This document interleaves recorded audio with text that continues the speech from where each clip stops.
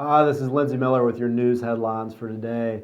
Headline that's dominating the news today and has been all weekend and really for the last several weeks is about HB 1228, the so-called Religious Freedom Bill sponsored by Representative Bob Ballinger.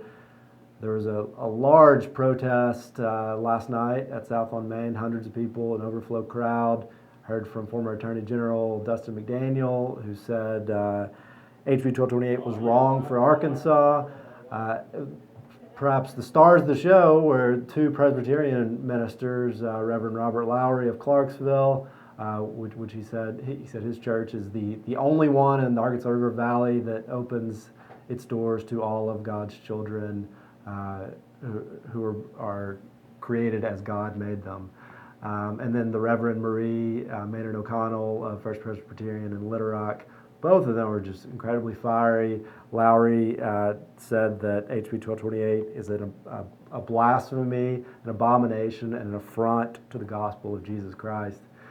That rally spilled into a number of protests today. We had started at 6 o'clock in the morning.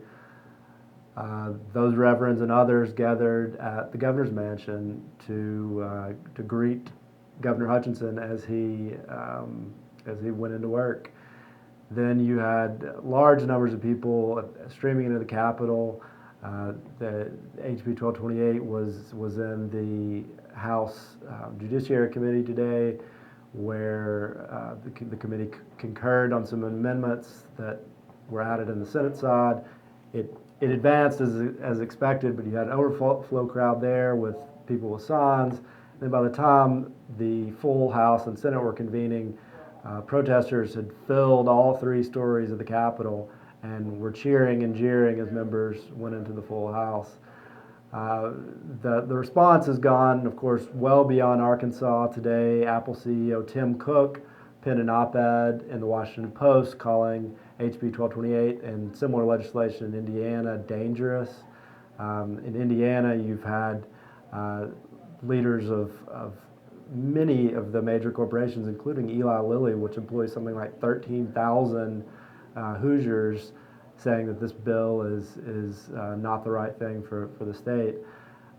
You'd expect that some of that pressure might grow in Arkansas as this moves forward, and pressure will be mounting on Governor Asa Hutchinson. He met with reporters, last time he met with reporters over the weekend at a conservative PAC meeting in Northwest Arkansas.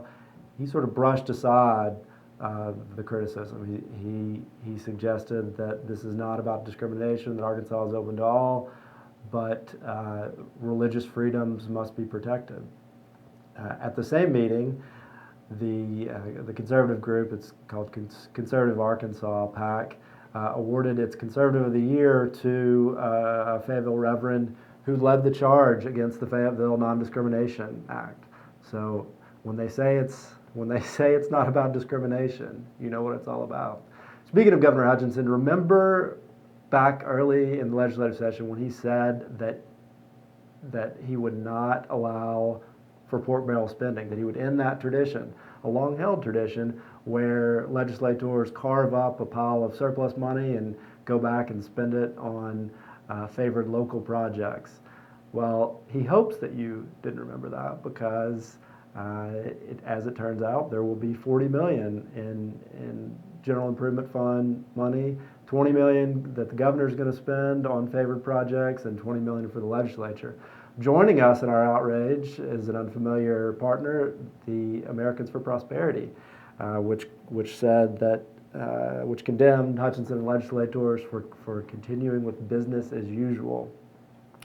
Meanwhile, boxer Jermaine Taylor pleaded not guilty today to a series of charges related to an incident at this year's Martin Luther King Jr. parade, where Taylor allegedly fired his gun several times in the air after a 5-year-old allegedly dropped Taylor's heavyweight belt. Several former workers from the growing God's Kingdom religious preschool owned by Representative Justin Harris and Marcia Harris tell the Times that the Harrises' adopted daughters, who, of course, the Harrises later rehomed to a family where one of them was sexually abused.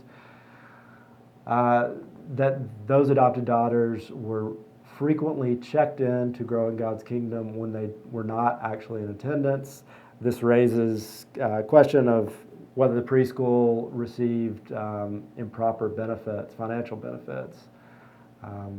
So check out that post, more from Benji Hardy, who's done such great reporting on this episode on the Arkansas blog. That and more, including much more on HB 1228 and what it means and why it is important. Thanks for watching. We'll see you again tomorrow.